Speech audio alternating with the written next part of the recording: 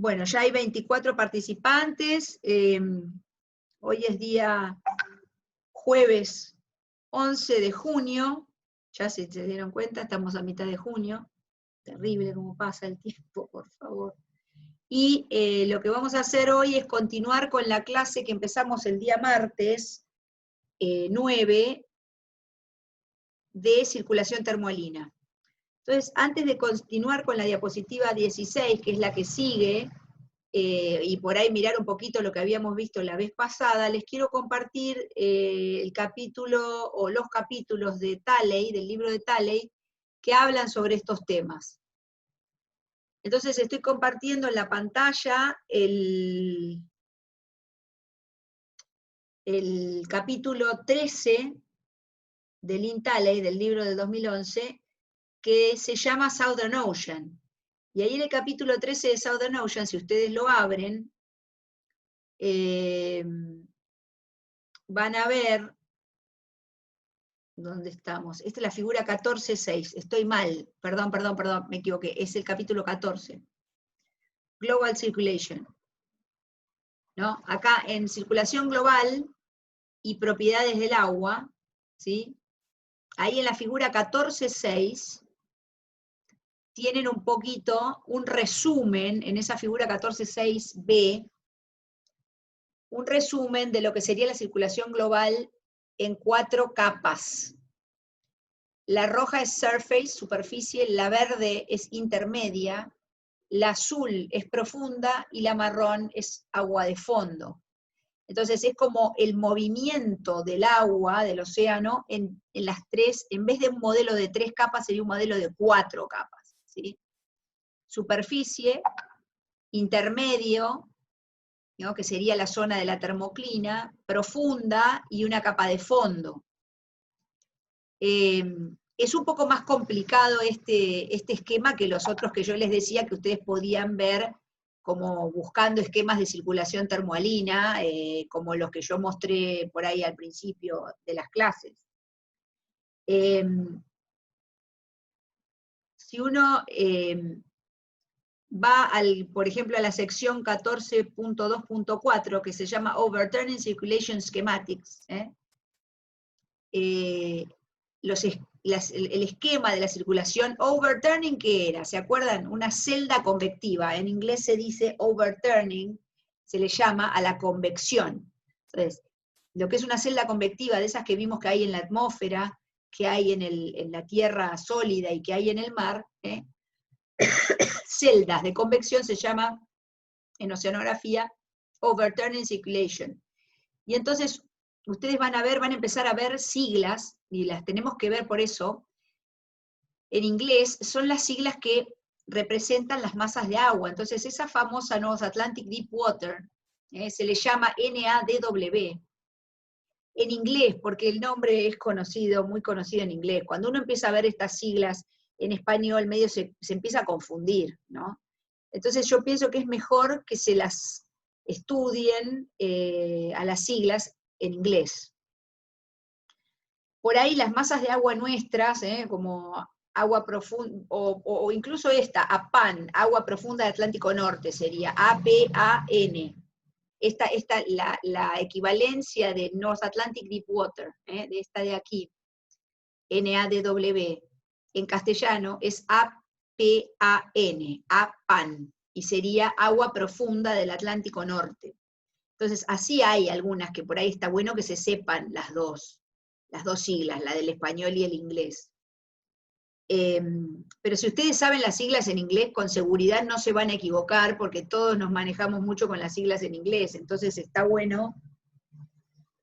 Lamentablemente es así, ¿no? Porque fíjense que las publicaciones, la mayoría de las publicaciones en los artículos, en las revistas de alto impacto, desgraciadamente son todas en inglés. Entonces, bueno, está bueno que también se lo vayan aprendiendo, sobre todo los oceanógrafos, y en este caso me parece que para los geólogos que se vayan a dedicar o que les guste este tema, es importante que también lo sepan, porque la parte de geología que se dedica a las corrientes, digamos, geológicamente hablando, ¿no? o lo que las corrientes dejaron como huellas en lo que es la batimetría o en la geología del fondo del mar, se van a encontrar con estas cosas, ¿no? Entonces está bueno que también para los geólogos, así como les dije que para los biólogos, toda la parte de upwelling y regiones y Ekman y toda esa parte era importante, bueno, en este caso creo que para los geólogos esto es un punto que es uno de los más interesantes de la materia para ustedes. Y me faltaría un poquito, bueno, con los meteorólogos estoy un poquito, digamos, en deuda, porque la verdad es que es desde el año pasado, creo, que algunos meteorólogos, muy poquitos, empezaron a venir. Creo que el año pasado tuvimos dos meteorólogos, y entonces está bueno que nos vayan diciendo por ahí qué temas les interesan. Por supuesto que la circulación forzada por viento es un tema básico para los meteorólogos. ¿Por qué no veo? Esperen un poquito, que alguien me está escribiendo algo por chat y yo estoy queriendo verlo y no me deja. A ver si paro el share. Ahora la tenemos como optativa, dice Valentina. Claro, sí, por eso.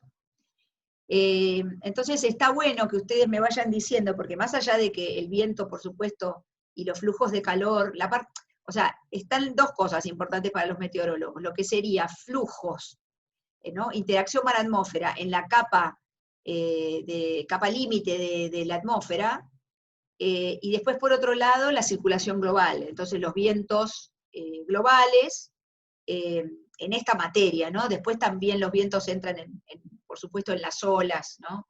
En los pronósticos de olas, por ejemplo. Así que hay muchas cosas de interacción entre meteorología y oceanografía, y entonces por eso no es un único tema, pueden encarar varias cosas. Entonces está bueno que ustedes, como los meteorólogos, digamos, dentro de esto que están viendo hasta ahora, ustedes mismos decidan qué les gustaría hacer. Muy bien, eso ya vi que hay algunos seminarios que ya empezaron a mandar, y vuelvo entonces a compartir lo que les estaba diciendo del libro de Talley. Entonces ahí,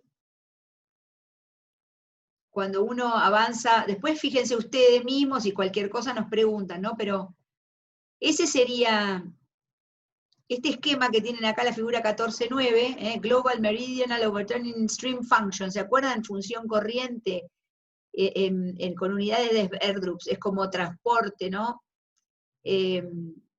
A veces hay resultados, hay gráficos que son resultados de modelado, y hay veces que hay gráficos que son resultados de mediciones in situ. Lo que es muy importante para todos es que cada vez que vean un gráfico, yo no sé, supongo que se habrán dado cuenta que nosotros, sin gráficos y sin mapas y sin secciones, no podemos explicar prácticamente nada, es bastante difícil explicar sin figuras en nuestras materias. Entonces, por ahí para los geólogos esto vale, ¿no? Y para los chicos que están recién empezando la carrera. Entonces es muy importante que ustedes sepan leer un gráfico, sepan leer una figura. ¿Qué quiere decir sepan leer una figura? Bueno, en una figura hay un montón de información, y toda esa información tiene que estar contenida en el figure caption, o sea, en la leyenda de la figura. Entonces uno, muchas veces con ver una figura y leer y poder interpretar muy bien la leyenda de la figura, van a poder entender muchas cosas, ¿no? Sobre todo de los papers, de los artículos que van a leer para el seminario, se los digo a esto, y para el futuro, ¿no? Como para su carrera, porque es cosa que hacemos todo el tiempo. Y después ustedes mismos, cuando escriban artículos, también van a tener que generar figuras, y entonces es importante que piensen en el que va a ver la figura, y en decir, bueno, tengo que poner en esa figura todo lo que hace falta para que el lector entienda lo que yo quiero que entienda, o sea, y para que vea y para que se destaque en esa figura lo que yo quiero que el lector realmente capte como lo más importante, ¿no? Y por eso tiene que estar toda esa información puesta en la leyenda, cuando ustedes sean constructores de figuras. O sea, esto se los estoy diciendo para el día que ustedes tengan que entregar algo, antes de que sea un artículo científico, por ejemplo, o para los más avanzados, los que están haciendo el doctorado, bueno, lo mismo, ¿no? Muy Muy bien, entonces, y el otro gráfico que les mostraba, creo que era, ahí ese sí me parece que estaba en el 14, o en el 13, o en el 14, me moví.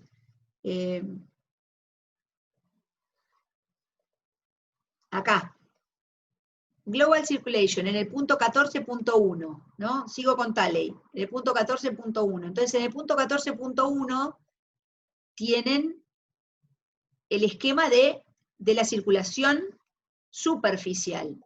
Entonces, claro, en un total, la circulación del océano es la de todo el volumen de agua, ¿no? Pero entonces, ustedes tienen que acostumbrarse a que a veces estamos hablando de lo que es el océano superficial. ¿Hasta dónde llega el océano superficial? Bueno, estas son las corrientes que están en equilibrio geostrófico, ¿no? Entonces habíamos dicho que Ekman es parte de la capita más superficial, y después, cuando hablábamos de Sverdrup, decíamos, bueno, llegamos hasta, ¿no? Hasta un poco por debajo de la termoclina. Y se acuerdan que cuando decíamos, bueno, estamos en la termoclina, bueno, estoy en agua intermedia, después agua profunda y después agua de fondo. Entonces, por eso les mostraba el otro gráfico, que debe estar, ¿alguien anotó 14 cuánto era? Ahora lo perdí.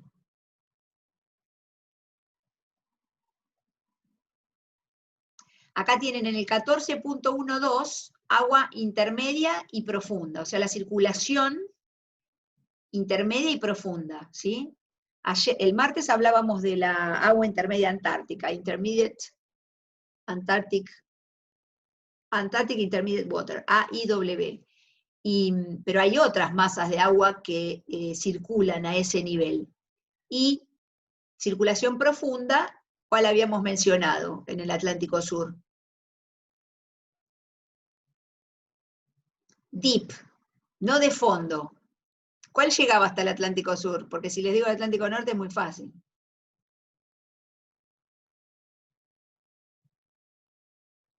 ¿Cuál era deep? A ver, alguien me está contestando por el chat. El problema es que no lo veo. ¿Por qué no veo el chat? Porque se ve que cuando tengo compartida la pantalla no puedo ver el chat. Acá está. Antártica, sí. Pero agua antártica es la Antártica de fondo. Es intermedia y de fondo. Pero la profunda es la North Atlantic Deep Water. Así que es como un sándwich. Ahora se los voy a mostrar de nuevo. No sé ya qué es lo que estoy compartiendo acá. Ah, está parado, está pausado.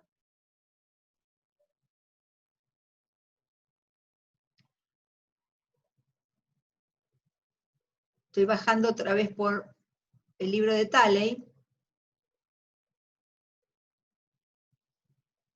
Ah, después de esto está la figura. Esta. Yo les estaba mostrando esta, ¿no es cierto? La de colores, empecé con esta, rojo, verde, azul y marrón. Bueno, ahí tienen todas. Entonces, el agua de fondo es bottom. Bottom water, esa es en el Atlántico Sur es Antarctic bottom water, es agua de fondo antártica. Intermedia también es antártica, o sea, tiene origen en la Antártida. Intermediate es Antarctic Intermediate Water. Después vamos a ver todo, pero ahora les quiero hacer una rápida pasada por acá para que ustedes sepan de dónde leer todo esto. Y la Deep, que sería el azul, es North Atlantic Deep, porque su origen está en el Atlántico Norte, por eso se llama así, pero no quiere decir que no esté, fíjense dónde está el azul, está por todos lados. Por eso esa se llama cinta transportadora de sal y calor, porque se inicia la convección en el Atlántico Norte, pero después esa masa de agua transporta, tiene un máximo, dice, es cinta transportadora de sal y calor, tiene un máximo de sal, de salinidad, y tiene un máximo de temperatura. Cuando uno la compara, por ejemplo, en la zona nuestra, con el agua intermedia y el agua de fondo, ¿sí? Entonces, perfecto, esto está. Eso es lo que les quería mostrar, dónde está lo de Talley. Capítulo 14, entonces dijimos, ¿no es cierto? Ahora voy a volver a compartir, entonces vamos a empezar con la clase, siendo las 14:32. ¿Que a dónde estaba?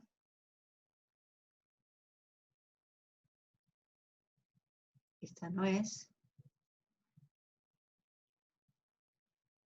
Tenía todo abierto para no hacer lío. Acá. Bueno, entonces, ahora están viendo las diapositivas, todas las que vimos, ¿no? De la 1 a la 15, habíamos visto diferencias entre el Atlántico y el Índico, perdón, el Atlántico y el Pacífico, que ustedes tenían que pensar un poquito antes de empezar con lo otro, para ver qué querían decir de esto, qué podían decir de esto. ¿Quién se anima?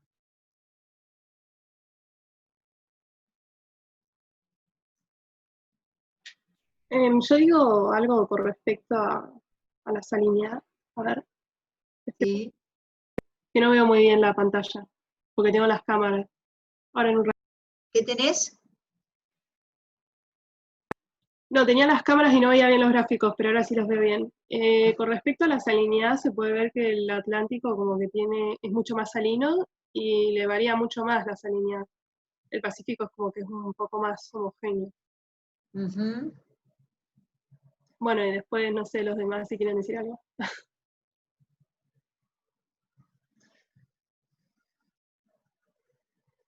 Y está bueno también que miren dónde está el Ecuador, ¿no? Porque a partir del hemisferio, digamos, del Ecuador para el sur, si nosotros hacemos una línea, ¿no? Con el annotate hacemos una línea, podría ser negra, acá en 0,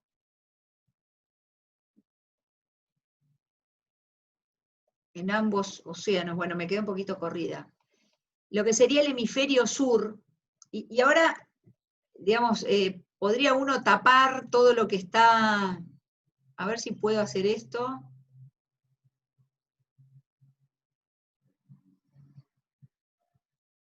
Para no, porque vieron que no quiero tapar las paletas, para no, digamos, dispersar la vista, ¿no? Entonces miremos el Atlántico y el Pacífico solamente en el hemisferio sur. Y fíjense, en temperatura es más frío. ¿Quién es más frío?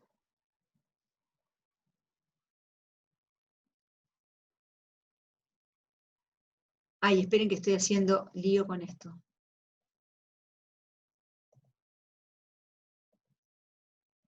Teníamos el Atlántico lo tenemos a la izquierda y el Pacífico a la derecha, ¿no? Entonces, si estoy mirando el Atlántico Sur y el Pacífico Sur, ¿quién es más frío? Fíjense la isoterma de 0 grados. Hay más volumen de agua, aparentemente, más frío en el Atlántico Sur que en el Pacífico Sur, ¿no es cierto? ¿Están viendo eso? Y hay una isoterma punteadita que seguramente es de menos, es de menor temperatura. No sé cuánto, pero debe ser de menos 1,5 o algo por el estilo. Recuerden que el agua de mar puede estar a menos 1,8 o por ahí y estar en estado líquido. ¿Se acuerdan, no? Eso cuando vimos propiedades del agua de mar, el hecho de que sea salada hace que disminuya el punto de congelamiento, ¿no?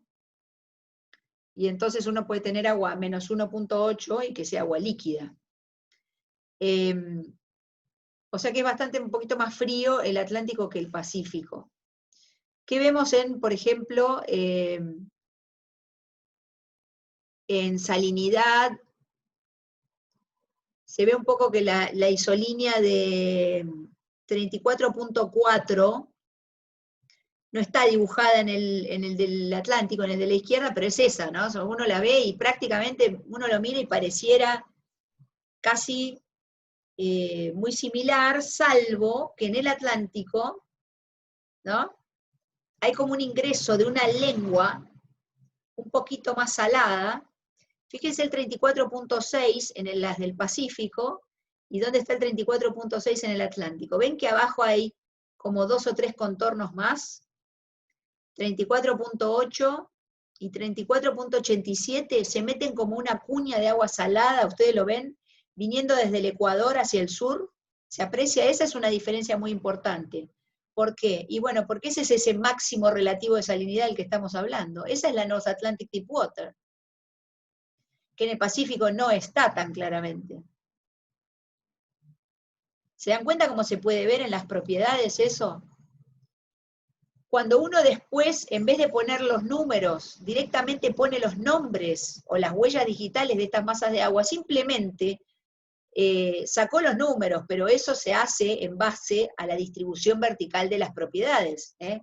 Uno sabe que el agua, y fíjense, si lo pensamos en términos de calor, ¿se acuerdan que dije cinta transportadora de sal y calor? En el Atlántico deberíamos ver también algún atisbo o alguna punta de un poquito, agua un poquito más caliente, digamos, en el Atlántico que en el Pacífico, más o menos en la misma región donde aparece la North Atlantic Deepwater, entre lo que sería el agua de termoclina y el agua más profunda. Eso no está muy claro en temperatura, y les digo por qué, porque esos valores realmente son muy chiquitos, ¿no? Muy chiquitos, o sea que para ver la precisión con la que esas cosas ocurren, en estas regiones que son tan frías, bueno, hay que medir por eso la temperatura con mucha precisión, con el CTD. Es el CTD el que nos deja ver esos cambios tan chiquitos de las dos cosas, ¿no? De temperatura, salinidad y también de densidad. O sea, hacer un cálculo de densidad con la precisión que hace falta como para realmente resolver esos cambios con detalle, poder ver esos cambios, porque a veces no es tan fácil. Pero uno puede ver que sí, un poco la pendiente de la isoterma de 1 grado, de la isoterma de 2, de la intermedia, que ven que cambia, no es exactamente igual, ¿no? Cuando uno mira incluso la de 0 grados, decíamos, es más frío y hay como una señal, y esto sería del agua de fondo antártica, que en el Pacífico también existe, pero no tan similar, ¿ven? Se ve la diferencia de esa isoterma de 0 grados entre el Atlántico y el Pacífico. Esas características después se traducen en las masas de agua. Esas pequeñas diferencias se traducen en las masas de agua, porque una masa de agua, por eso es importante que veamos lo otro también, cómo se define una masa de agua a partir de su temperatura y su salinidad. Un tipo de agua, como habíamos visto en las clases de propiedades, no existe en la naturaleza. En la naturaleza lo que existen son masas de agua que tienen un rango de temperatura y de salinidad, y que están a una determinada profundidad. Entonces, para hacer una masa de agua, para que nosotros sepamos, metamos el CTD al agua y sepamos que ahí en esa columna de agua tenemos North Atlantic Deepwater, tenemos agua intermedia antártica y agua de fondo, entonces tenemos que estar en un lugar determinado del océano y tener un rango de temperaturas y salinidades determinado. Y ahí vamos a estar recontraseguros de que no hay duda de que esa masa de agua es esa, la de la sigla, que tiene su huella digital para nosotros y que es muy importante para identificar, ¿no? Se usan como trazadores, así como vimos el tritio, como vimos los clorofluorcarbonos, bueno, también podemos usar las masas de agua justamente para eso. ¿Por qué? Porque temperatura y salinidad son variables conservativas a profundidad, ¿no? Cuando uno está hablando en la capa profunda. O intermedia o profunda. ¿Por qué? Bueno, porque ya ahí, a 800, 1000 metros de profundidad y para abajo, ya no hay intercambio directo con la atmósfera. Entonces, estas variables sirven como trazadores, y por eso son tan importantes, y es tan importante medirlas con mucha precisión, porque los cambios, en términos de la magnitud, son muy pequeños. Y en el último vemos lo que era porcentaje de saturación, creo que era de oxígeno disuelto, y entonces uno ve ahí bastantes diferencias, y fíjense que en el Atlántico, habíamos dicho que los valores de violetas eran bajos, ¿no? y los azules eran altos. Fíjense que 90, a partir de 90 aparece el celeste. Entonces hay valores altos en el Pacífico, pero solamente en la superficie, ¿no? En cambio, al nivel, a la profundidad, fíjense, en la primera marquita es 2000 metros. Entonces, ahí donde decíamos que está esta cuña a más o menos 2000 metros, si uno dibuja el eje de la, a ver si lo puedo hacer con el Annotate, esperen que hay un chat. Estefanía, el Atlántico. Si yo dibujo más o menos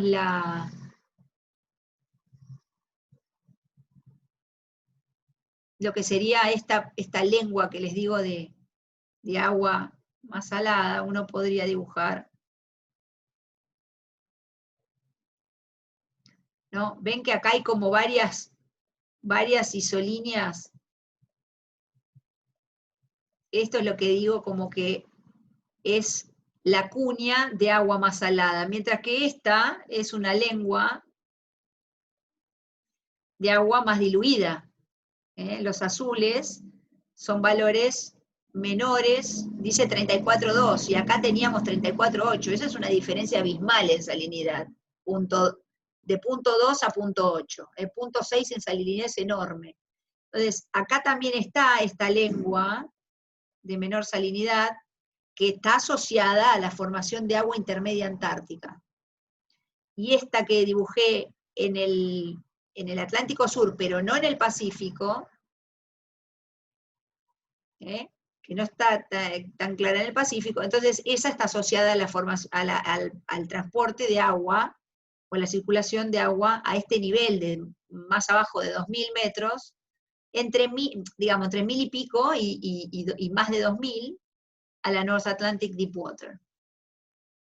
Y eso, en el mapa de la saturación de oxígeno disuelto, se ve como, fíjense, acá tienen los valores altos en superficie, el 80, que parece es más alto en el Pacífico Sur, pero la diferencia muy notoria del Pacífico Sur y el Atlántico Sur es que acá la lengua que hay es como de agua violeta que va perdiendo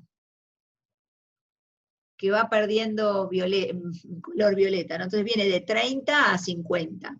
Mientras que acá ya llega, o sea, también va disminuyendo, pero ya llega con valores de 70%. O sea, que la North Atlantic Deepwater, en el Atlántico Sur, ¿qué es en términos del porcentaje de saturación de oxígeno? Así como dije, un máximo relativo de temperatura, un máximo relativo de salinidad, ¿qué es en el oxígeno? También es un máximo relativo, ¿sí? Mientras que en el Pacífico, no. Eso si lo vemos en un perfil vertical de todas esas variables, ya vamos a ver algún diagrama en un TS o en un perfil vertical, vamos a apreciar eso con más claridad.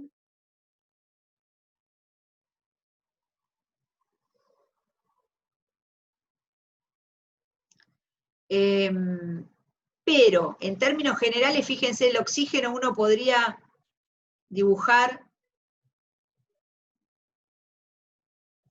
Cuidado que estos gráficos no implican movimiento, o sea, no son directamente, no son velocidades verticales, ¿sí?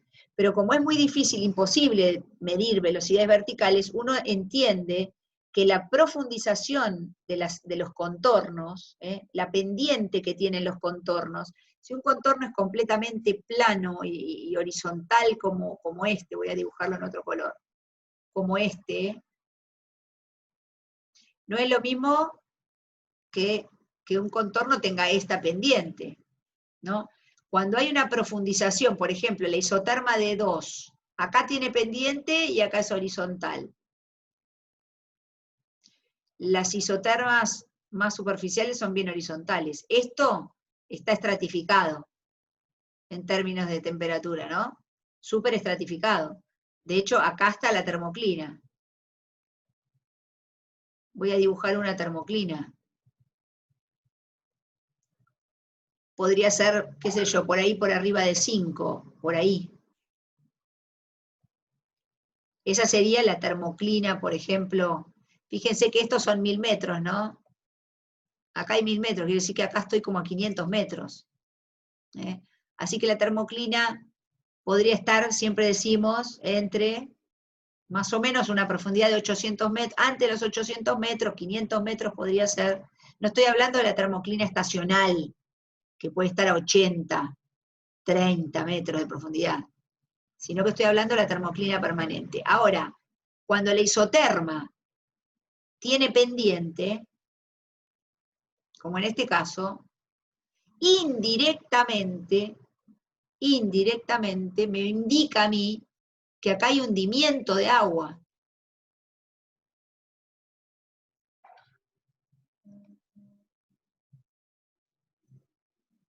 No es porque, no estoy viendo velocidades verticales, eso quiero que quede claro, ¿eh? Si yo hago esta flecha amarilla acá, en donde estoy con el oxígeno, no quiere decir que el oxígeno, perdón, que la masa de agua, claramente, que estoy midiendo velocidades, pero sí, la pendiente de las isolíneas indica que hay hundimiento de agua que es rica en oxígeno, porque el oxígeno lo toma aquí, en contacto con la atmósfera, adquiere más oxígeno, y después, como el agua esa es densa y se hunde, junto consigo lleva el oxígeno. Lo mismo pasa en la North Atlantic Deepwater.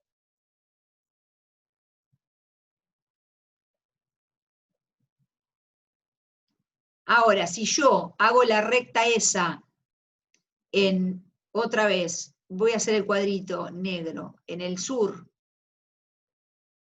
Uy, quedó rojo ahora. Y miramos el norte, el hemisferio norte,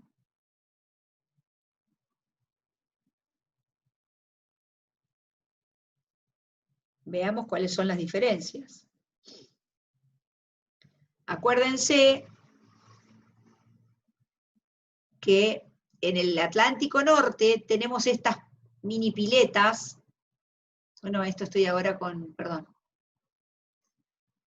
Tenemos estas mini piletitas.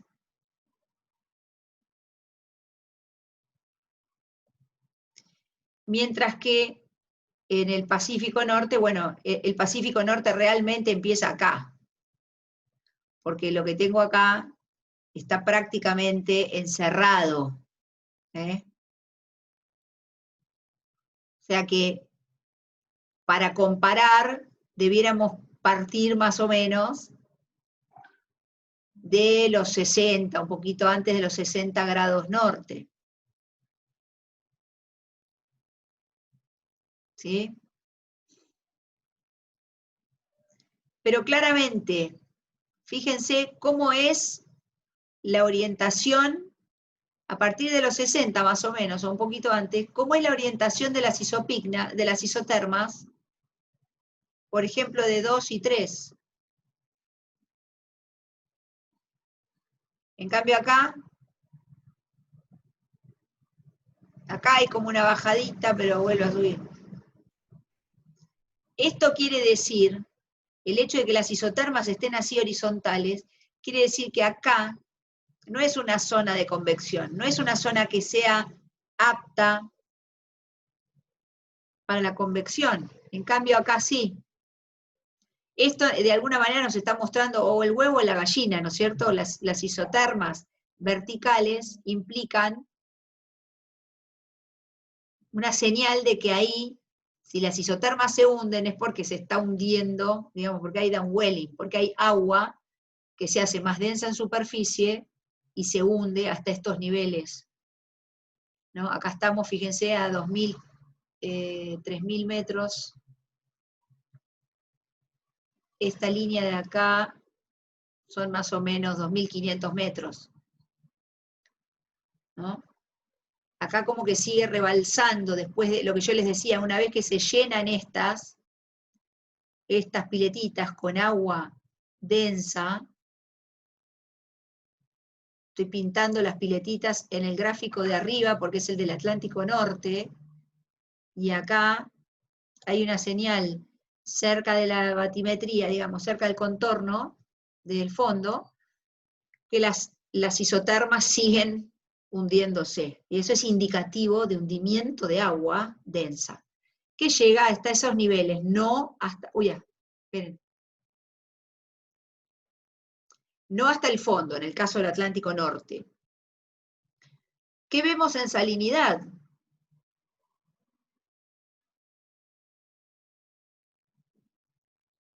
Claramente que lo que decía Estefanía, que el Pacífico es mucho más diluido que el Atlántico, sabemos que el Pacífico es una cuenca de dilución y que el Atlántico es una cuenca de evaporación, pero fíjense la enorme diferencia que hay acá, ¿no? Miren esto, una es azul y la otra es roja, digamos.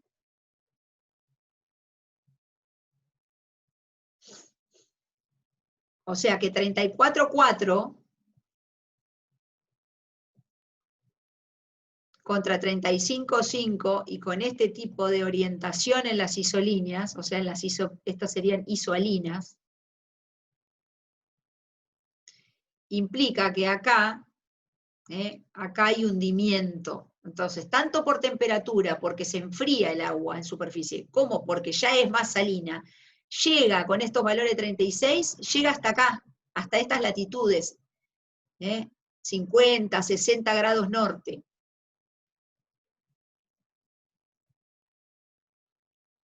Esa es la formación de North Atlantic Deep Water. Esas son las características de una zona que es muy proclive a la formación de agua profunda. Y en términos de saturación de oxígeno disuelto, fíjense, el 90, que es el valor más alto de la paleta, acá, y además con isolíneas que también son verticales. Acá hay isolíneas verticales, pero son violetas. Estoy en el otro extremo de la paleta. O sea que acá está mezclado, ¿sí? Pero es muy baja la concentración, el porcentaje de saturación de oxígeno. O sea que el Pacífico Norte es un océano que no está ventilado. Fíjense, tiene 80 acá arriba en la superficie, y ese 80 ni a palo llega a los niveles a los que llega la isolínea de 80 en el Atlántico Norte.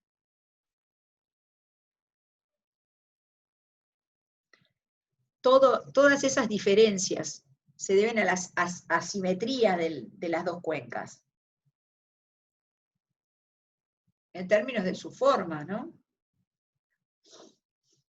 Tanto de su forma, digamos, en el espacio dos dimensiones, en Z, en X, Y, o sea, en este-oeste, norte-sur, como en la vertical. En la batimetría es muy diferente en un océano y en otro. Bueno, no vale, porque ustedes tenían que hacer esto, y yo ya me llevo como media hora haciéndolo yo, pero creo que con esto van a entender bien por qué en el Pacífico las cosas son totalmente distintas. Ahora, claro, me quedo sin tiempo. Esto ya lo habíamos visto. Lo mismo pasa con el tritio y lo mismo pasa con la distribución de clorofluorcarbonos. Entonces, explicaciones, temperatura superficial en enero, o sea, en el invierno del hemisferio norte. Primero vemos, este es un mapa entonces de enero.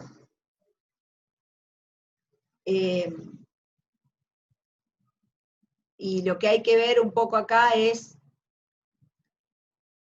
buscar lo que estábamos buscando, ¿no? ¿Se acuerdan que dijimos que la North Atlantic Deep Water es agua que de alguna manera transporta calor? Y voy a decir, ¿cómo transporta calor?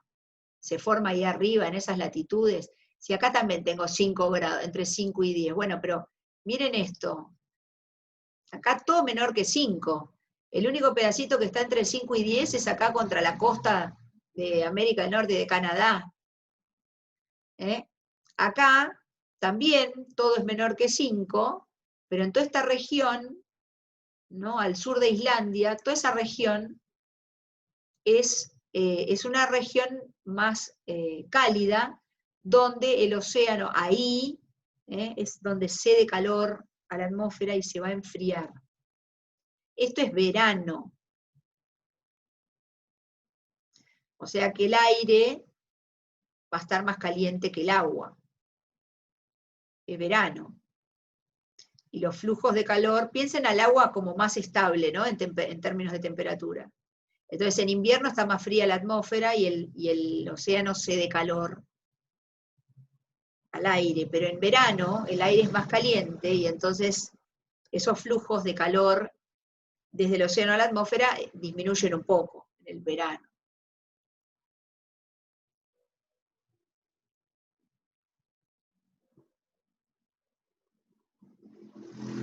Y esta es la salinidad, recién vimos un poco, ¿no? Las diferencias. Fíjense, en toda la costa, donde era un poco más cálida, ¿no? El agua, en toda la costa oeste de Canadá y en Alaska y toda esta parte, tengo, fíjense, la de 34, desde la de 34 disminuye hacia el norte, 33 y menos. Acá también disminuye en el Atlántico Norte, de 36 se va a 35, 35 contra 33, es enorme la diferencia de salinidad, enorme. 2 puntos en salinidad es enorme. ¿Está bien? Entonces, esta es la región donde está el 35 y donde está un poquito más al norte, donde está el 34, esa es zona de formación de agua de North Atlantic Deep Water, cerca de Islandia, y aquí cerca en el Mar de Labrador hay varias celdas, digamos, de convección en esas regiones. Y por otro lado, si miramos el hemisferio sur, en términos de temperatura, vuelvo para atrás, lo que sería en enero, bueno, no importa prácticamente el hemisferio sur, que sea verano, que sea invierno, salvo por la extensión del hielo marino, digamos, es más, si se quiere un poco más importante, los cambios de salinidad justamente por dilución, en el caso de derretimiento del hielo, ¿no? En el verano, que la temperatura. Pero fíjense, la temperatura en verano, ¿no? Es todo frío, hasta 60, de 60 para el sur, casi está por debajo en promedio de 0 grados en verano. Y la salinidad, fíjense la línea de 34, ¿no? Quiere decir que prácticamente estoy como en la región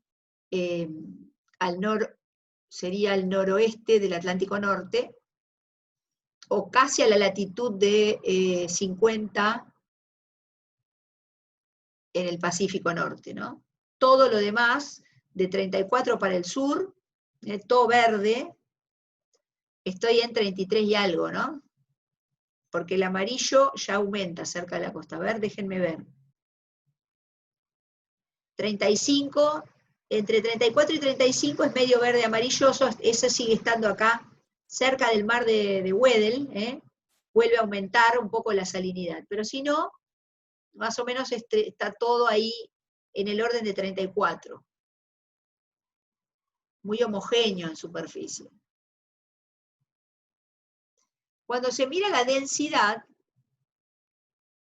superficial, esto es un poco lo que tiene que ver con lo que veíamos el otro día de la boyantez y de, digamos, cuáles son los lugares que tienen más predisposición al hundimiento de agua densa. Entonces uno tiene que mirar esto, bueno, 0,027, sigma 0, está en superficie, pero podemos pensar como 27, ¿no? Cuando usábamos el sigma T. Ese que le restábamos 1000, ¿no? ¿Se acuerdan? Que no es la densidad, sino es un sigma. Acá sería como 27 o 0,027, no importa, hay que mirar cuáles son los lugares donde el agua es más densa en superficie. Ahora miren los lugares donde el agua es más densa en superficie.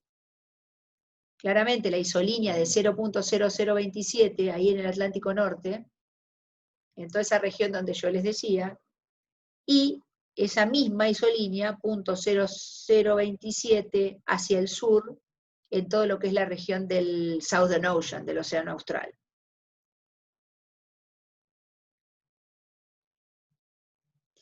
Ya 0.026 es mucho menor. Porque acá, en la región del Atlántico Norte, que tiene esos valores, ya no hay formación de agua profunda, donde estoy pasando con el mouse. Es prácticamente donde están estos valores casi violetitas, o fucsias, en la región del Atlántico Norte, y donde están estos fucsias, que no son rojos tampoco, son esos fucsias que van a violeta. Aumenta la densidad, aún más que 0,027. Entonces, esos lugares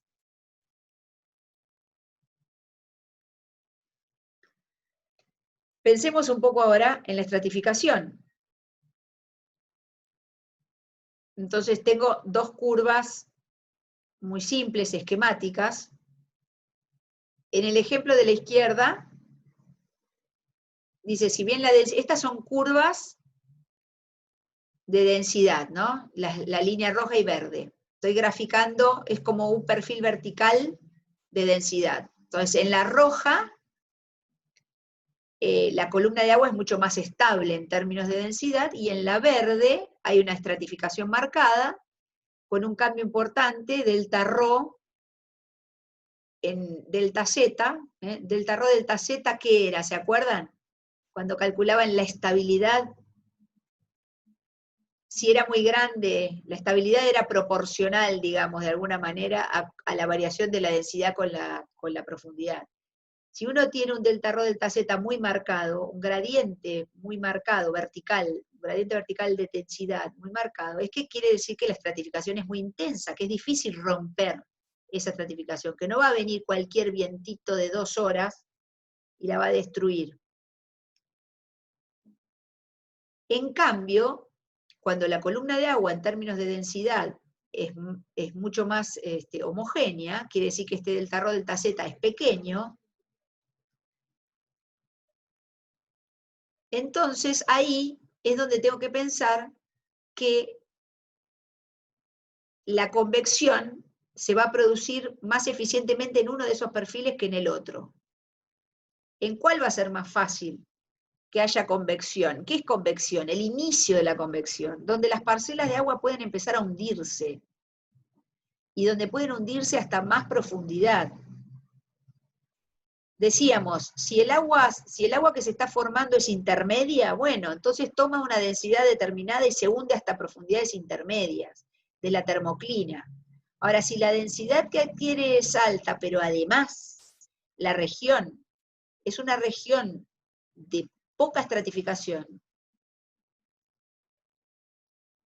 de baja boyantez, digamos que no, la parcela no va a flotar, porque si la parcela flota, si la parcela tiende a quedar flotando, a eso se refiere la boyantez. Si tiende a quedar flotando, es difícil que se hunda, ¿no es cierto?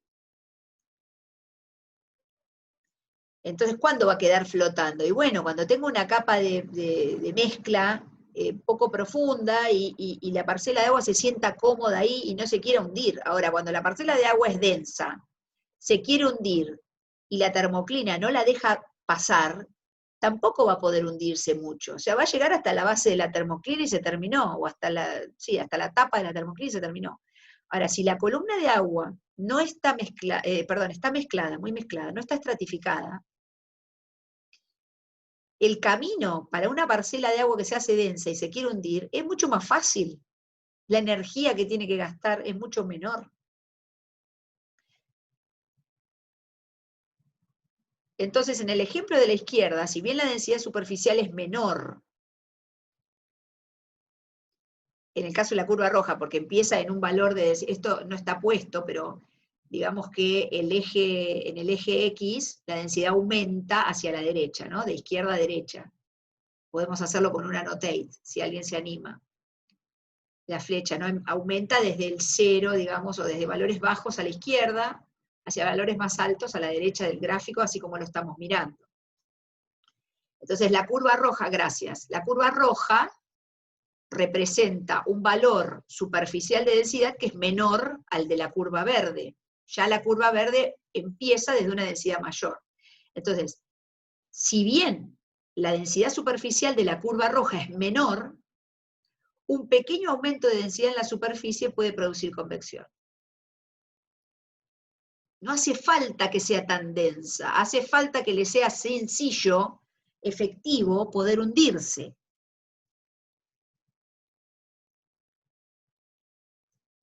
En cambio, en la curva verde, a pesar de que la densidad de la que parte es mayor, para poder vencer y generar convección, para poder vencer la termoclina, digamos, la pignoclina en este caso, perdón, y hundirse, hace falta que el cambio de densidad sea más grande. ¿Sí? ¿Se entiende esto? Entonces, cuando uno mira esta estratificación vertical, este delta Rho, delta Z,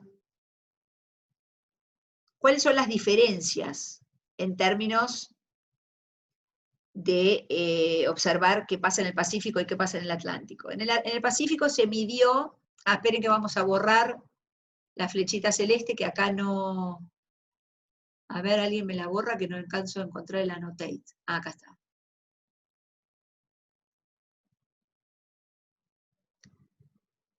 En el caso de este gráfico que dice distribución meridional del gradiente vertical de densidad, ¿esto qué quiere decir? Parece una trabalengua, ¿no? Por ahí, a ver, distribución meridional, o sea, a lo largo de las latitudes, acá tengo para la derecha, tengo el Ecuador en el 0, a la derecha hemisferio norte, a la izquierda valores negativos de latitud, hemisferio sur, y entonces tengo picos. Y por supuesto esto que estoy viendo acá era lo que estábamos viendo recién, ¿no? El gradiente vertical. Gradiente vertical, o sea, es el delta, digamos, delta Rho, delta de densidad, sobre delta Z.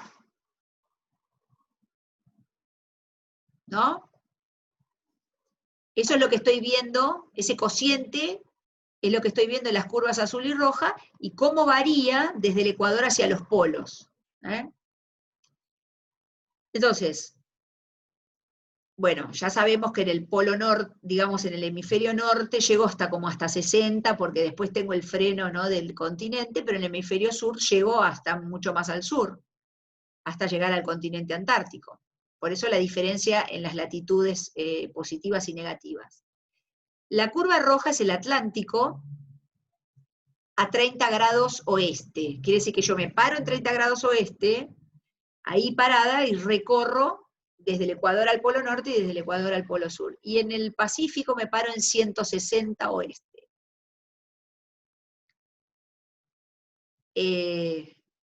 Para representar cada una de las cuencas, ¿no es cierto? Entonces, ¿qué vemos? Y bueno, hay diferencias. Por ejemplo, el Pacífico tiene valores más altos de gradiente vertical de densidad, como a 10 grados norte, que el Atlántico, en 30 oeste. Y hay una similitud en el sentido de que la caída es bastante parecida en términos de la pendiente de estas dos curvas, pero, por ejemplo, si vamos a agarrar, no sé, las latitudes del Atlántico Norte, ¿no?, donde hay formación de agua profunda, ¿cuánto era? ¿60 norte? Aquí, bueno, no puede ser porque vamos a 50 mejor, para hacer una comparativa en 50. Voy a elegir otro color porque si no... En 50 subo, 50 norte, y entonces el gradiente de densidad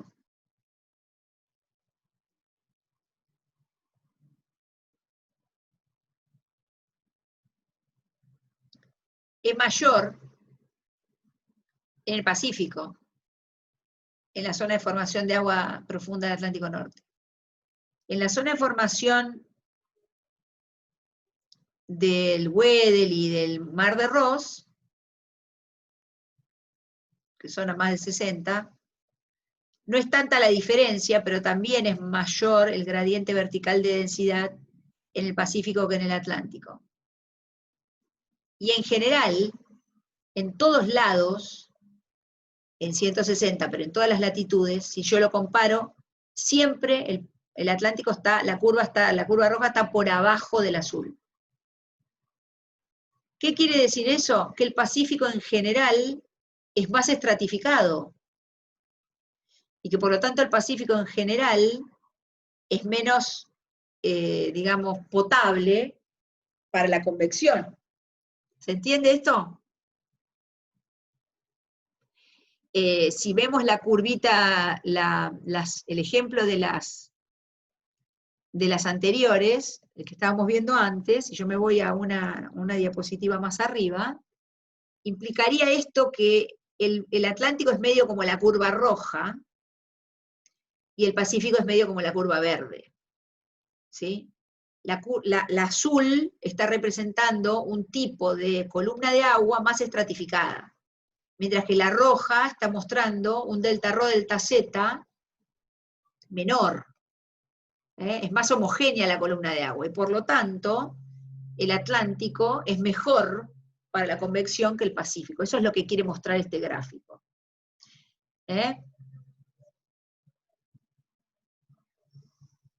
Ahora fíjense, distribución de la estratificación vertical. ¿Cómo hago un mapa de estratificación? Primero tengo que tener la variable. ¿A qué llamo estratificación? ¿Se acuerdan de Brumbaisala? De la frecuencia de Brumbaisala. Bueno, está acá, ¿no? Estamos hablando siempre del mismo número.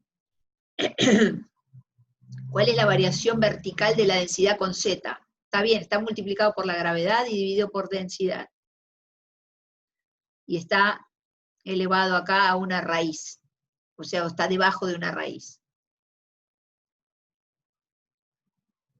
Cuando este número n, frecuencia de Brumbaisala, es mayor, miremos los numeritos, ¿no? 60, 55, 20, 17, y acá, en las regiones que está pintado, 10, son valores bajos, ¿sí? Si quieren esperen, voy a hacer algo para que lo veamos mejor.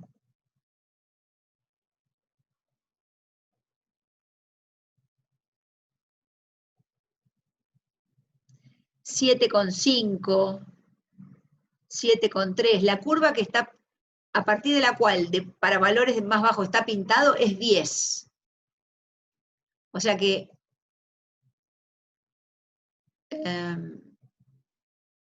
este de acá es 10. Esa línea, a ver si puedo dibujarla.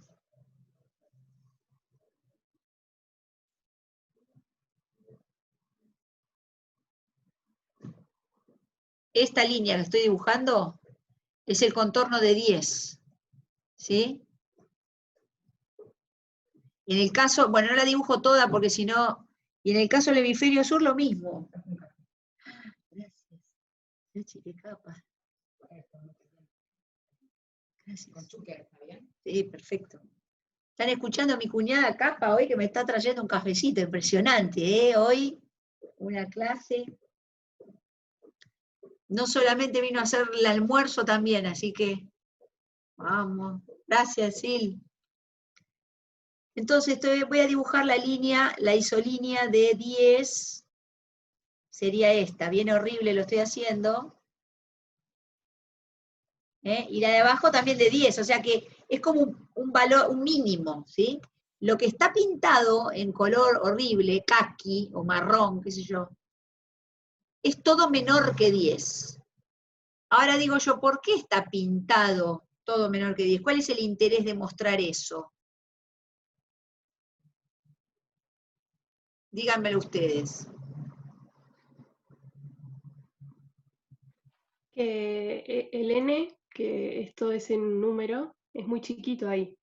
Entonces va a estar poco estratificado esa zona. Perfecto. ¿Y por qué entonces decimos esa zona es más apta o menos apta para la convección?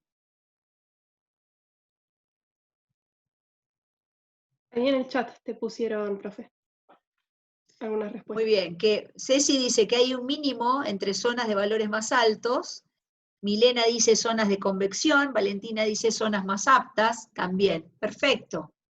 Todo perfecto, ¿está bien?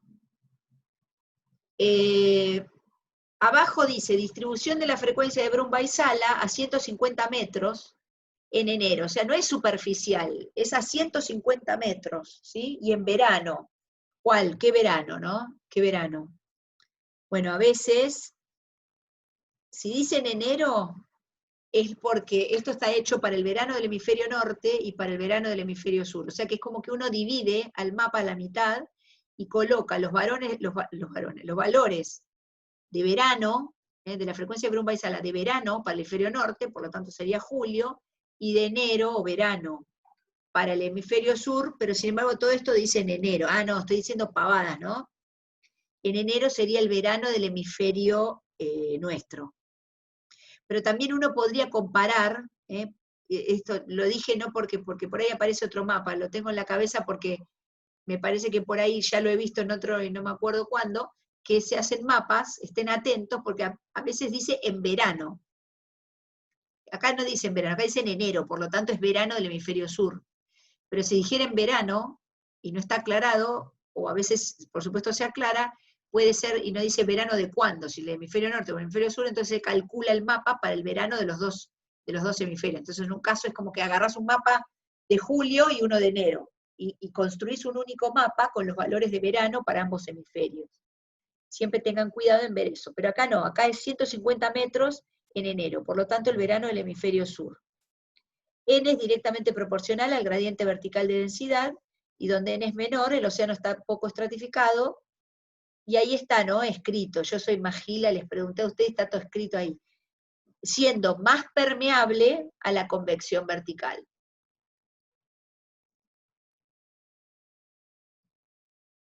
Lo importante es que les quede claro, ¿no?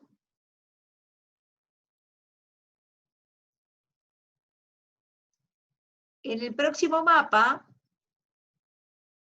lo que se grafica es la profundidad de la capa de mezcla.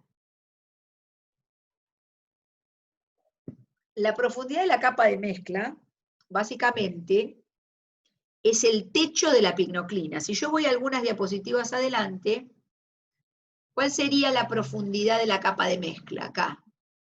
Dibújenla.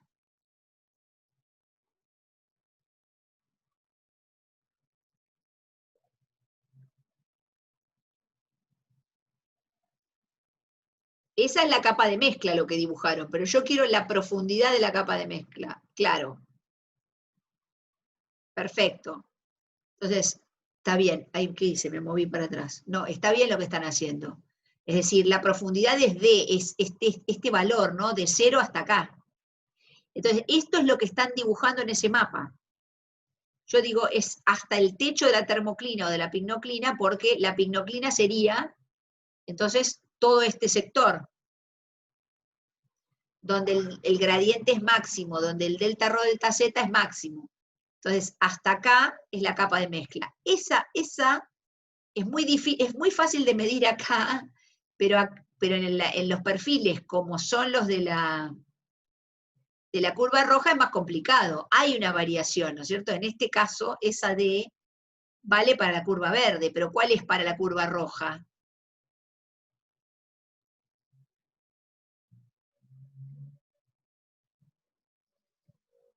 Para la curva roja, ¿cuál es la profundidad de la capa de mezcla? Dibújenla.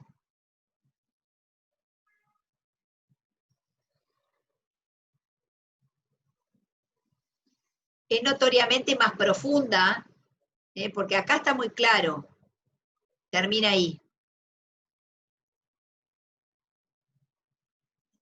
Ahora, ese gradiente delta rho delta zeta es menor porque acá cambia mucho la pendiente, en la verde cambia mucho la pendiente, o sea que el cociente de Rho de Z, esto, es menor acá, porque la pendiente, está bien que parece que ahí empieza a cambiar, pero la pendiente con la que cambia es mucho menor que la pendiente con la que cambia acá. Entonces, cuando uno encuentra este delta Rho delta Z máximo, esa es la profundidad de la capa de mezcla. Y es lo que vamos a dibujar, o van a ver dibujado en colores en la siguiente diapositiva.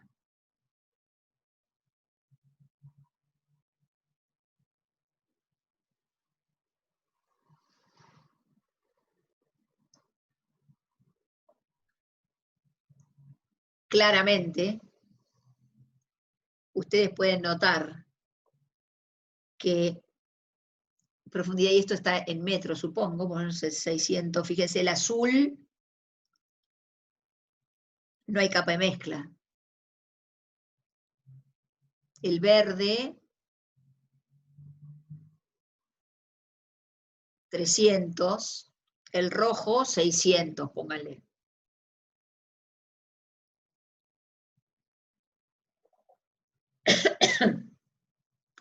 Entonces, donde la profundidad de la capa de mezcla es mayor,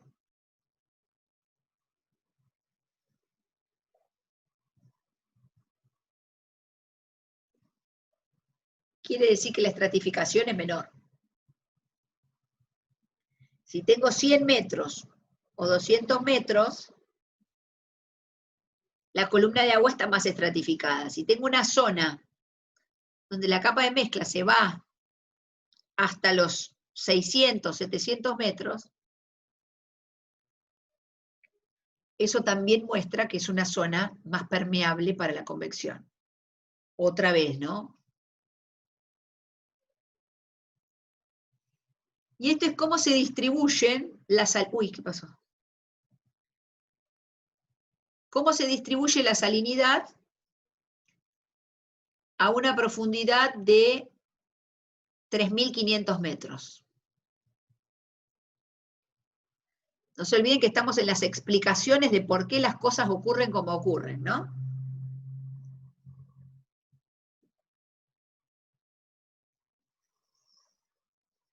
Fíjense,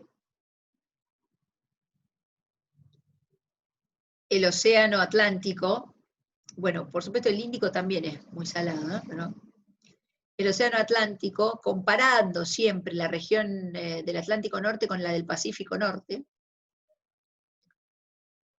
es más salada. Miren los valores, ¿no? 34,7 es esta línea que pasa del celeste al verde, 34,7 y 34,9 es 0,2 de diferencia, ¿no? Uno lo mira así con los colores y dice, ¡oh!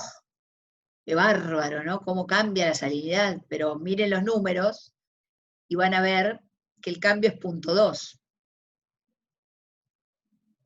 Pero lo que quiere mostrar, porque claro, ¿se acuerdan? La salinidad no puede variar mucho a 3.500 metros, ¿no? En general a esa profundidad todos los diagramas TS convergen, ¿se acuerdan? A 3.500, 4.000 metros, que es la profundidad media del océano global, los valores casi convergen todas las cuencas. Entonces no podría ser tan diferente la cosa, pero esto nos está mostrando que hay diferencias. De 34,7 a 34,9 tengo 0,2 en salinidad. Toda la región del Atlántico es más salada, al mismo nivel de 3.500 metros que el Pacífico.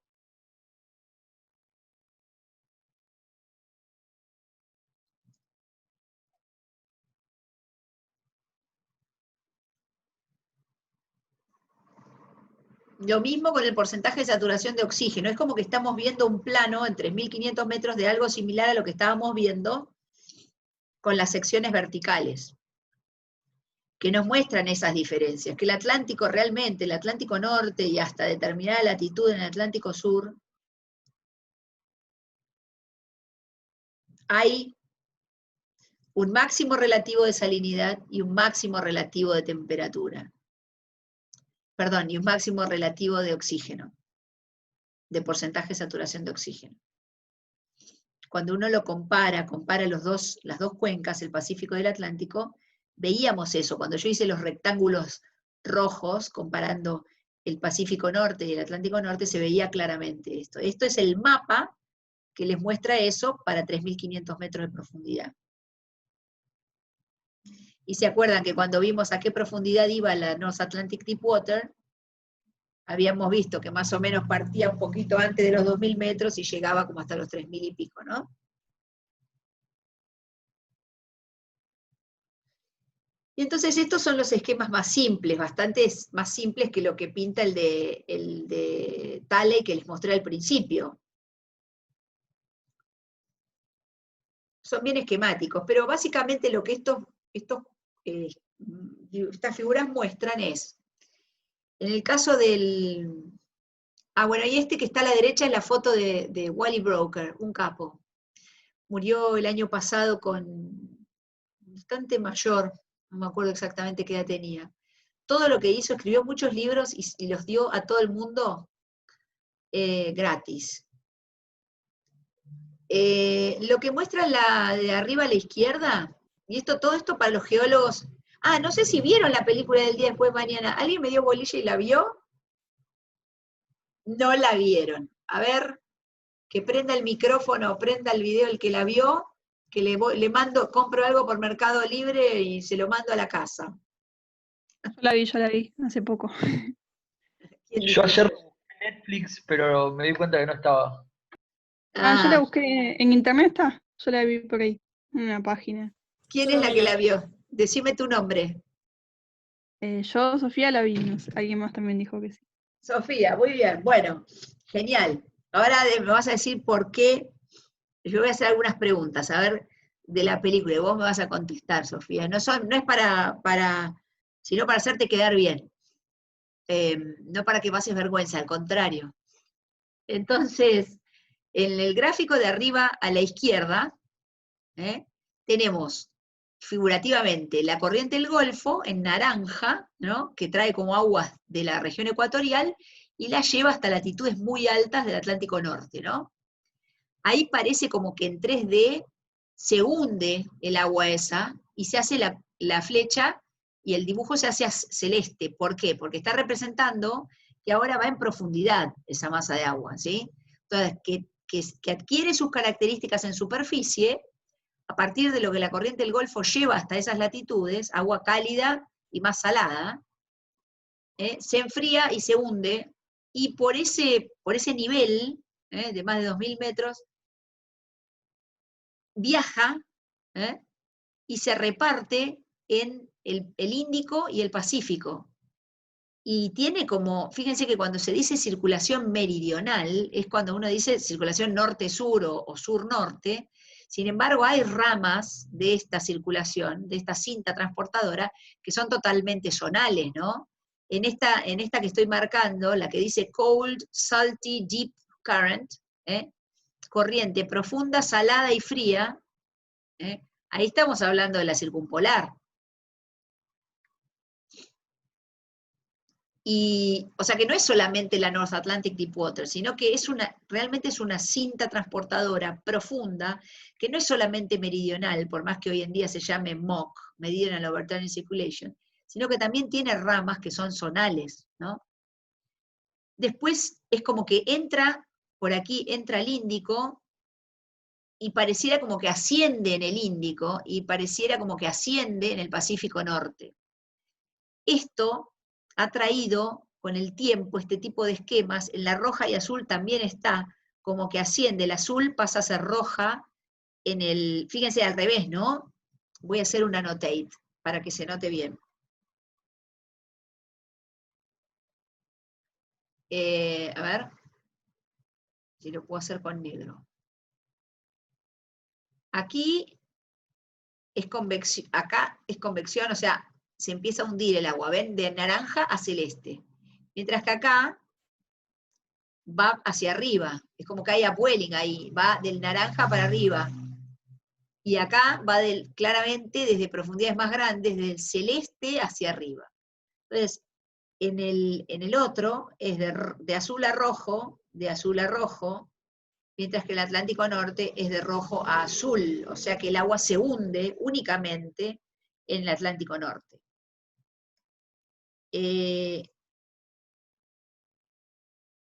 Estos son diagramas esquemáticos, por lo tanto no es tan así. Esto acá, hay algunos geólogos de otros años que me preguntaban si es porque el agua se calienta a niveles profundos porque hay geysers, ¿cómo se dicen? Fumarolas, ¿no? Ese tipo de, porque uno dice, bueno, pero ¿cómo sube el agua ahí, no? ¿Cómo puede ser que suba? Bueno, porque se calienta, claramente, porque cambios de salinidad es imposible tener. Entonces no lo tomen tan así, no es tan ahí no es ahí donde ocurre, porque uno piensa, bueno, si se está hundiendo, por algún lado tiene que subir el agua, ¿no? Pero no es básicamente ahí donde ocurre, es más bien en toda la región del Océano Austral. Ahora les voy a explicar, un poco lo vimos, pero todavía no se dieron cuenta. Si lo pensaran, seguro se darían cuenta, pero yo se los voy a explicar. Lo que quiero decir es que esto no es muy real, lo que muestra, no es real acá, esto, ¿sí? Por otro lado, tenemos entonces una warm, less salty, shallow current. Acá hay una corriente poco profunda, shallow, que está en rojo acá. Fíjense que esta, voy a ponerlo en un color diferente acá, va desde el Pacífico al Índico y del Índico al Atlántico, entra por aquí. Esta es la corriente de Benguela, y esto está representado por la corriente, esto ¿cómo se dice? Esperen que lo voy a borrar porque no veo nada.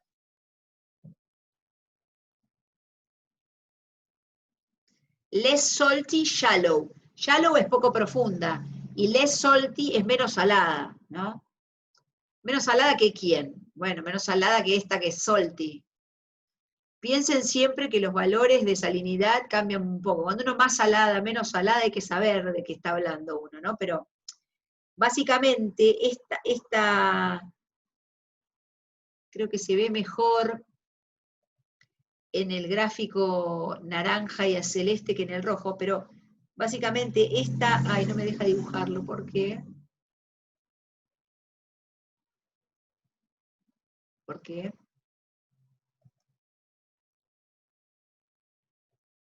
Ahí. Eso es cierto, porque esto acá, en menores profundidades está la corriente de agujas y la corriente Benguela, acá, que realmente es así. Esto vuelve por superficie.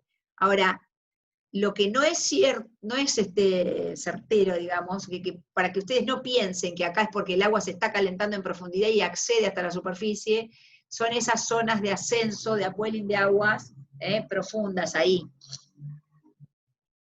Piensen más bien en un balance en toda la región en la región del Océano Austral, y donde hay,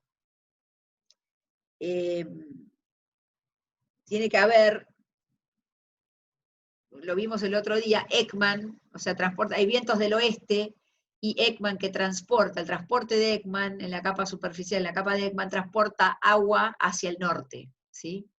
En el hemisferio sur todo hacia el norte. Entonces, esa es la forma de balancear la gran cantidad o el gran volumen de agua que se hunde en el Atlántico Norte. Y de hecho, el transporte que hay en el Atlántico Sur, que es anómalo, habíamos visto en algunas diapositivas, que a pesar de que pensamos que el agua se calienta en la región ecuatorial y que tiene que, por superficie, ir desde el Ecuador hacia los polos, en el hemisferio norte, el Atlántico, ocurre eso, pero en el hemisferio sur sabíamos que el Atlántico era anómalo en términos de que hay transporte de agua desde el sur hacia el norte, o sea, desde el sur hacia el Ecuador. ¿Y por qué es eso? Y bueno, porque es por ahí, por donde balancea, por donde se equilibra, toda el agua que se hunde, está la tasa de, agua, de formación de agua profunda en el Atlántico Norte, que el océano Austral, a través de transporte de Ekman, en todo el globo, y el transporte de aguas desde el Atlántico Sur hacia el Ecuador o hacia el Atlántico Norte, son quienes balancean el hundimiento de grandes volúmenes de agua que se llama North Atlantic Deep Water en la región del Atlántico Norte.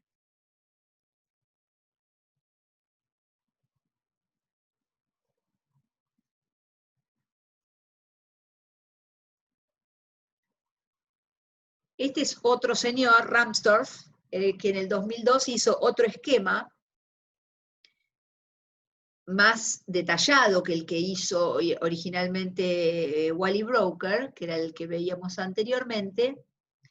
Y en este, fíjense, voy a leer la figure caption. Dice, circulación termoalina global, conveyor belt. A eso se le traduce como cinta transportadora. Aguas cercanas a la superficie son rojas. Fluyen hacia 3 regiones de formación de agua profunda principales. El agua desde superficie, por la superficie o cerca de la superficie, fluye, va hacia, por ejemplo, cerca al norte de Islandia y acá el Mar del Labrador, esos 2 puntos amarillos que se ven en el Atlántico Norte. Yellow ovals, o sea, óvalos amarillos, en la región del Atlántico Norte, en la región del Mar de Ross y en la región del Mar de Weddell. ¿Sí? Ven aquí, tengo el otro óvalo amarillo, está cerca de la península antártica, en el Mar de Weddell, y el otro óvalo amarillo está en el Mar de Ross, del otro lado del continente antártico. Y el agua superficial, que es la roja, va hacia esas regiones de formación. Ahora bien, después dice, y recircula, esa agua, recircula en profundidad. Dice, deep currents shown in blue. O sea que se tiene que hundir, y el agua que originalmente era roja y venía por superficie, se hunde y recircula como azul, está pintada de azul, como agua de fondo, que está pintada en violeta, y como green shading, perdón, eso está aparte, ¿no? El green shading, o sea, las áreas que están sombreadas de verde, indican salinidades por arriba de 36 partes por mil, en azul por debajo de 34, lo que habíamos visto hace un rato, ¿no? A 3.500 metros, cuáles eran los valores de salinidad, distribución global de los valores de salinidad. Una estimación reciente de la tasa de formación de agua profunda, acá está el número, ¿no? 1.552 esverdurs, o sea, 1.552 millones de metros cúbicos por segundo en el Atlántico Norte y 2.156 en el Océano Austral. O sea que fíjense que al final la formación de agua profunda en el Southern Ocean es más, es 2.156 millones de metros cúbicos por segundo, pero obvio, porque es mucho más grande la región. La región del Southern Ocean abarca todo el océano, da toda la vuelta al globo. En cambio esto es en esas 2 pequeñas áreas. Por lo tanto, el número, si uno en realidad lo normaliza por el área, es muchísimo más grande, la tasa de formación de agua profunda es muchísimo más grande en la región del Atlántico Norte que en el Southern Ocean, pero son las 2 zonas de formación de agua profunda y de fondo. Después dice, el transporte de calor hacia el norte, hacia el Atlántico Norte, tiene un pico de 1.350 petawatts, y dice un petawatt es 10 a la 15 watts, ¿no? En los subtrópicos. No, perdón. tiene un pico de 1350, punto 1 no sé qué es, 1.000.000, no puede ser eso, en punto 1 no sé qué es. 1350 petawatts en los subtrópicos. Este transporte de calor calienta el Atlántico Norte regional,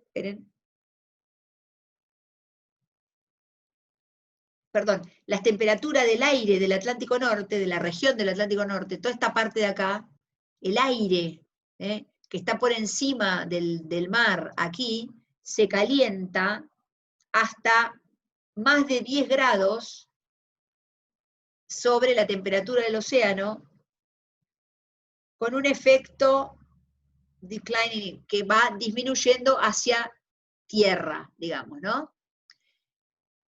La masa de aire que se calienta aquí en la región del Atlántico Norte, donde les dije que el océano transfiere la mayor cantidad de calor a la atmósfera, luego esa masa de aire que está levemente cálida respecto de todo lo que es la masa continental en Rusia, ayudada por los vientos del oeste, es una manera de disminuir las amplitudes térmicas que hay tan intensas, o los fríos tan intensos que hay en toda la región del norte de Europa y de Rusia.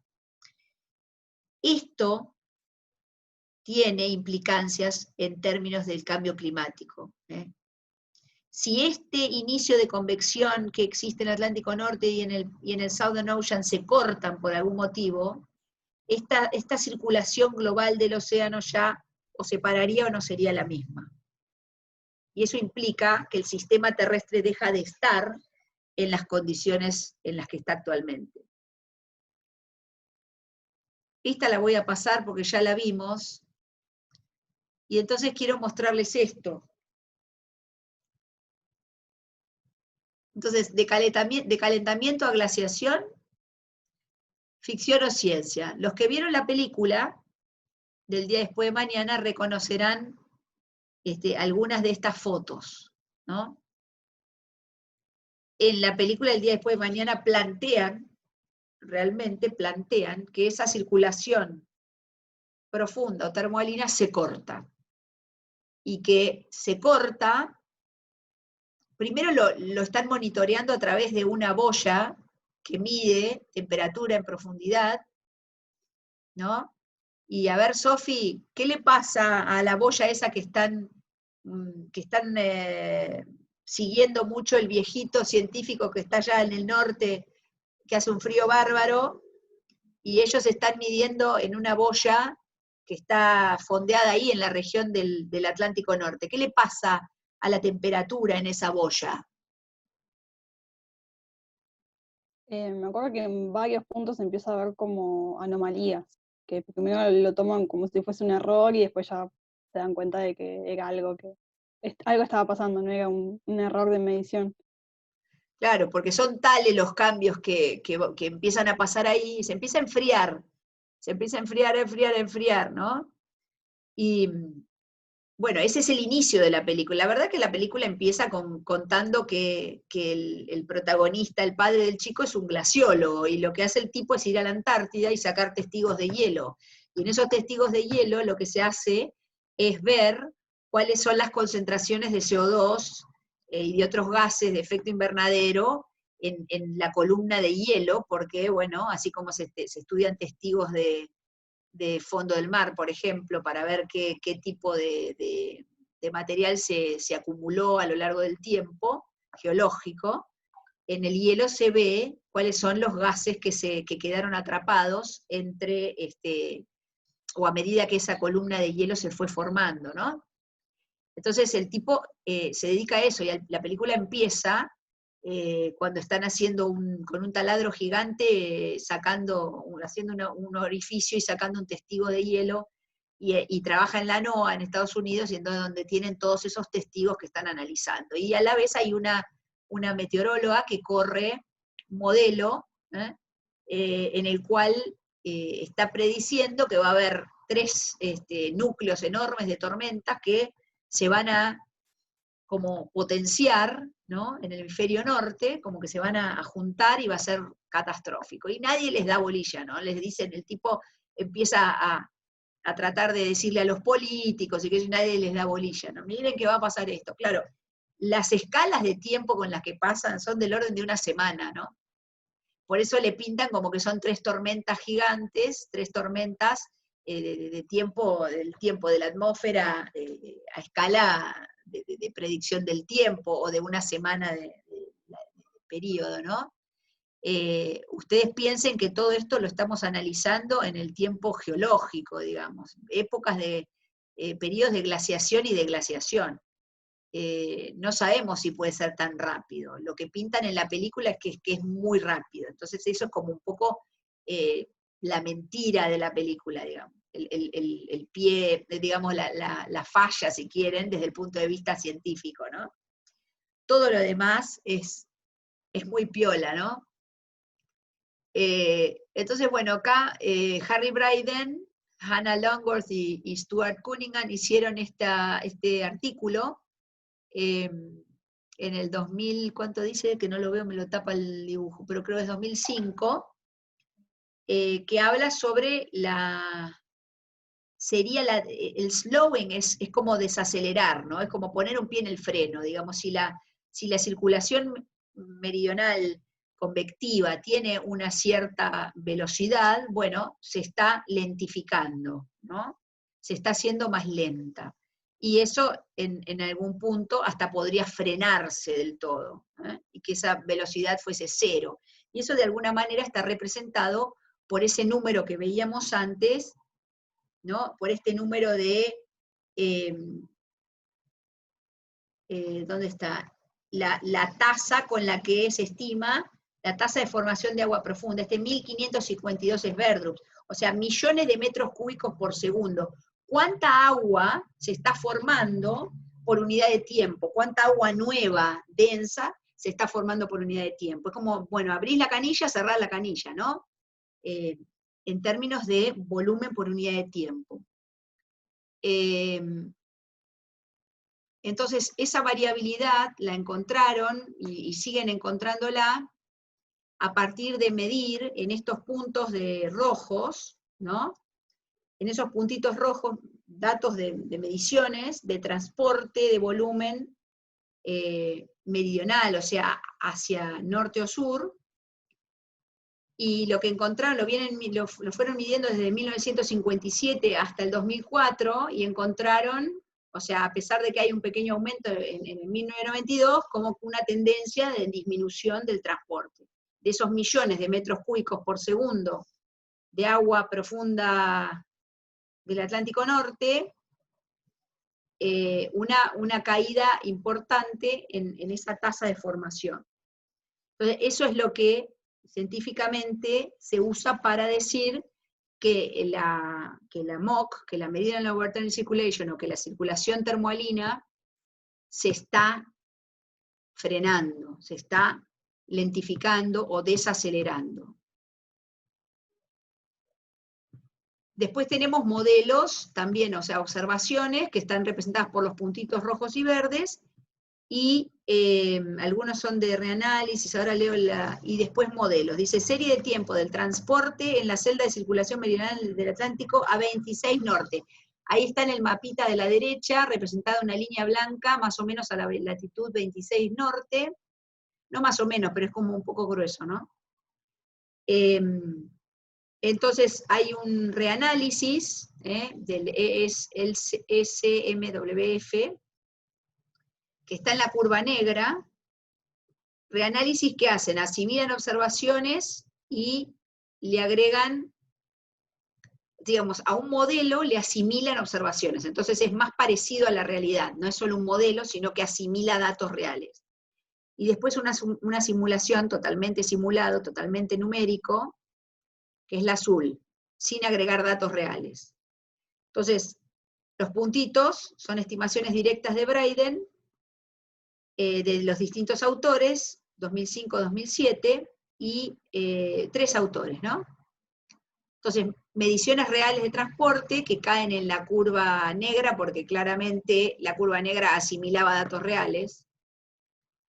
¿Cómo se mejora, digamos, el modelado? Si uno asimila datos reales, toda la curva se levanta, ¿no? Y además como que marca amplitudes más, como que puede ver oscilaciones más grandes, mientras que el azul es como mucho más, es mucho menor la oscilación, ¿no? La amplitud de la curva. Pero básicamente, a lo largo del tiempo, ¿no? Tiene oscilaciones y tiene momentos en los que son mayores o menores. O sea, es realmente cíclico, ¿no? Siempre ellos están trabajando en el hemisferio norte a 26 norte, porque bueno, por ahí analizan cuál es el transporte meridional. En este caso, estos son datos de los ingleses, ¿no? Rapid. Entonces, fíjense, si uno tira un promedio acá, más o menos está alrededor de 20 millones de metros cúbicos por segundo, entre el 2004 y el 2007, variable, hay momentos en los que supera los 10, los 15, y momentos en los que está por debajo, pero como que lo muestra muy oscilante, no es que tiene como una tendencia. Hay mediciones similares hechas en el hemisferio sur, MOC, ¿no? Meridional Overturning Circulation, serie de tiempo de transporte de volumen otra vez, millones de metros cúbicos por segundo, a través de 34 sur, con barras de error en gris. Las barras horizontales azules indican los transportes estimados a partir de observaciones casi instantáneas, con datos de XBT, que ya les vamos a decir lo que son en otro momento, porque estoy quedando sin tiempo. Esto publicado en el 2013. Esta sí tiene como pero esto es poco tiempo, ¿no? Abril del 2009 a octubre del 2010. Cuando uno quiere ver qué está pasando y hacer una tendencia, no puede trabajar con 4 o 5 años, ¿no? Menos con un año. O sea, cuando uno quiere ver una tendencia, mínimo tiene que pensar en estadística, ¿no? Mínimo tiene que pensar en 30, 50 años. Este es la fotito de T. Stoker, que lo que hizo fue modelar cómo sería el colapso. El colapso quiere decir, ¡pum!, se terminó, se frenó la circulación termolina, se frenó la cinta transportadora. Entonces, hace un estudio de sensibilidad de la MOC con un modelo que tiene 3 cuencas, que es acoplado. Acoplado quiere decir, coupled model quiere decir acoplado océano-atmósfera, y está forzado con distintas tasas de aumento de CO2. Lo llevan como a 750 partes por millón. Piensen que, a ver si, esperen un cachito, esto está en miles de años antes del presente. El 0, en el gráfico amarillo estoy, ¿no? El 0 es la actualidad, en el eje X. Y 250 son 250 miles de años antes de la actualidad. Fíjense el aumento impresionante de la concentración de CO2 en partes por millón, ¿no? Que va desde, fíjense, esto está desde 1960 al 2000, está ampliado, el grafiquito celeste amplía la última parte de la curva, y muestra que se fue desde 3, ¿cuánto sería esto? Bueno, pónganle 310 más o menos, hasta los valores actuales, ¿no? Que casi ya llegan a 400 ppm. Lo que hacen los modelos es decir, es dar escenarios futuros de aumento de CO2, y entonces los llevan como hasta 750 ppm. Y entonces dicen, bueno, en el eje X tengo el tiempo en años, 0, 100, 200, 400 años, ¿no? Hasta 1000. En el gráfico de arriba tengo diferencias de temperatura, y en el gráfico de abajo, máximo, digamos, si quieren, velocidad de convección, dada por el máximo transporte en millones de metros cúbicos por segundo. Entonces tengo desde 0 hasta 25. Entonces, lo que veo arriba es diferencia de temperatura media global en el aire, ¿no? Cómo va aumentando 1, 2, 3 grados. Si tengo una temperatura mayor, si me paso de los 3 grados, si llego a 4, y y tengo la curva negra que tiene un 1% por año de aumento de CO2, la MOC, digamos, la temperatura a partir de ahí ya no aumenta más, ¿sí? Y lo que ocurre en la MOC, o sea, el transporte, que lo veo en el gráfico de abajo, es que en 200 años, más o menos, a partir de ahí, la velocidad con la que de convección, o la tasa de convección va disminuyendo, hasta que se cierra la MOC, se colapsa, ¿sí?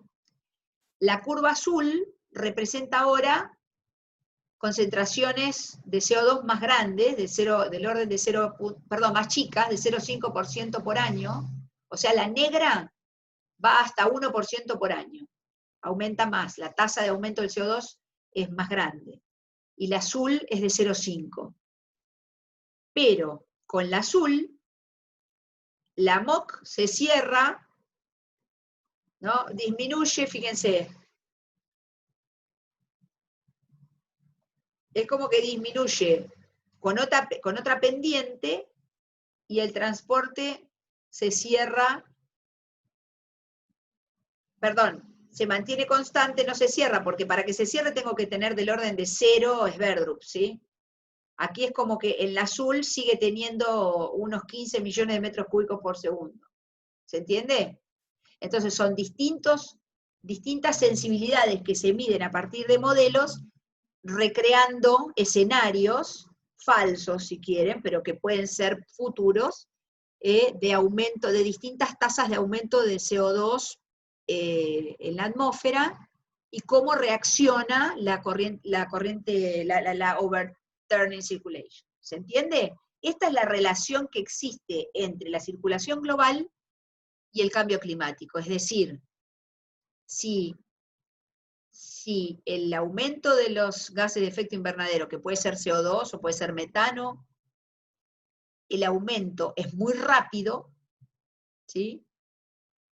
Y por lo tanto hace que las diferencias de temperatura en el aire sean muy rápidas, entonces se llega a un valor de diferencia de temperatura para el cual ya no hay más diferencia de temperatura, no aumenta más, digamos, se mantiene en una meseta, pero si es muy grande la tasa de aumento de CO2, se puede cortar la circulación termohalina. Y en el caso de disminuir ese aumento de CO2 por año, bueno, podría no cortarse la circulación termohalina, llegar a un valor que es muy diferente con el que se inicia, que sería el actual, ¿no es cierto? O sea, 25, del orden de ahí está en 25 Sverdrups, ¿no? Como en el ejemplo que están poniendo para estas simulaciones. Lo que quiero decir es que disminuiría mucho la tasa de formación de agua profunda, o la velocidad de la circulación termohalina, disminuiría mucho y entraríamos en un estado que no conocemos, digamos, ¿no? Con una disminución, con una circulación termohalina más lenta, y eso, bueno, ¿cuáles son los resultados de eso? Seguramente un estado diferente al que estamos actualmente. Yo la próxima tenía preparado y no la subí. Les voy a mostrar, Rami, si estás, te robo 5 minutos. Estoy, sí, no hay Bueno, problema. gracias. Tengo 8 diapositivas, son 7. 7 diapositivas que me gustaría mostrarles la clase que viene. ¿Estoy compartiendo esto? ¿Qué predice los modelos climáticos para 2100? No, no vemos nada. Perfecto, perfecto, voy. Un segundo.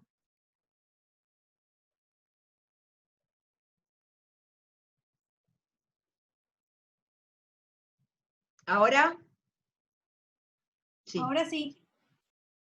Muy bien. Son 5 o 6 diapositivas que les quiero hablar un poquito más sobre esto, para que ustedes tengan idea un poco de cómo se maneja el estudio el análisis de escenarios futuros de calentamiento global, cuáles son los valores límites, por qué preocupa, ¿no?, todo esto, Sobre todo porque hay distintas escuelas, y me parece que dentro de los meteorólogos y los oceanógrafos, todos conocemos cuáles son los posibles peligros y estamos totalmente convencidos de esto, pero tal vez, no sé los biólogos, pero sí los geólogos tienen como distintas escuelas en las que se plantea que bueno, que ya ha habido otros momentos de glaciación y desglaciación, que esta es una situación natural, que podemos estar entrando en una situación natural, ¿no? Pero como mucho más lenta. Entonces, los peligros, esto quiero contarles un poco. ¿Quién es el organismo? El IPCC, que es el International Panel on Climate Change, si quieren mirar un poco los sitios donde todo esto está subido. El IPCC genera informes cada X tiempo, ahora hay uno del 2015, si mal no recuerdo el último, y entonces donde se corren todos estos modelos de cambio climático, y se analizan distintos escenarios. A ver, ¿qué me dice alguien algo?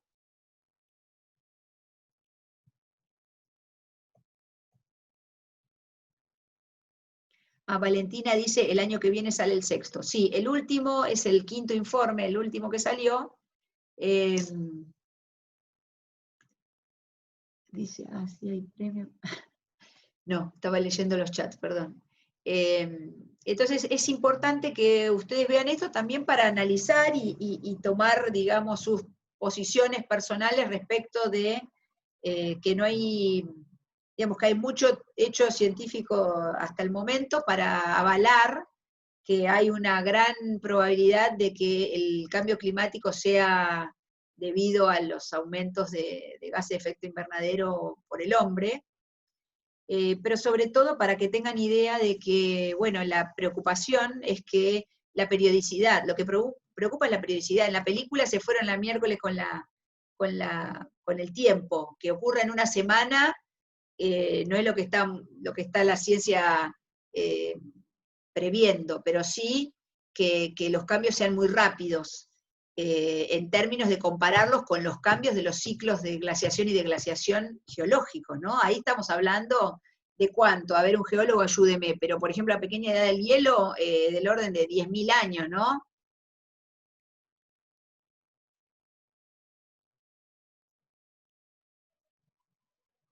Jessica dice 20.000 años, o sea, ¿cuánto duró, ¿no? Un pulso? 10.000, 20.000 años es un pulso, es como un pico muy rápido en la escala geológica, en el tiempo geológico.